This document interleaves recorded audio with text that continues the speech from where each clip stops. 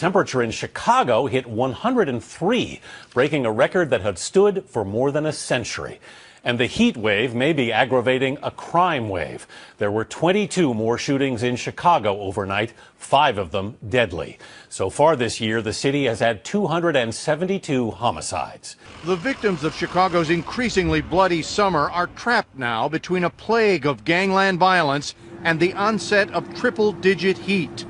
10-year-old Katana Peterson was out late Tuesday night on the far west side playing in a fire hydrant when she was shot. A stray bullet went through her wrist and abdomen. Many of the nearly 24 wounded in the past 24 hours were, like Katana, outdoors and seeking relief from the scorching temperatures at what turns out to be exactly the wrong time of day, because statistically, 9 p.m. to 2 a.m. are the most murderous hours in this city's poorest neighborhoods where gangs thrive. George Zimmerman's initial bond was set at $150,000 back in April. The judge revoked it last month after learning Zimmerman and his wife misled the court about their finances. Thursday, the judge said Zimmerman's deceit was not enough to hold him without bail and set bond at $1 million. Zimmerman would have to pay 10% or $100,000. A legal analyst says that's not all. But he's got to post collateral for the remainder so that the entire $1 million is collateralized. So somebody's got to put up a house or a few houses to be the collateral for the bond.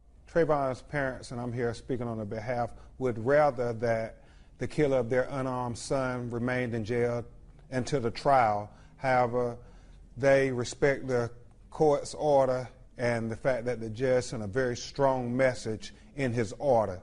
The judge said he believes Zimmerman may have been planning to flee the country, so he set some new restrictions if he bonds out.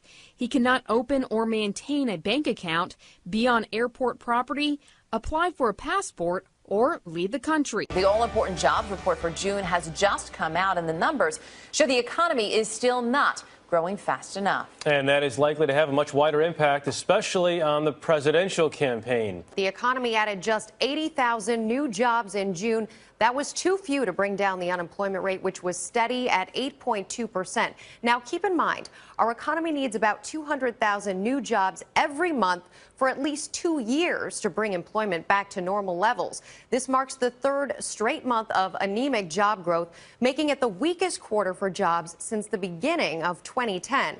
There are more than likely going to be calls for the central bank in this country, the Federal Reserve, to act. This morning, we got news that banks around the globe, from China to Europe, have been trying to stimulate their economies as well. Erica and Jeff? Rebecca.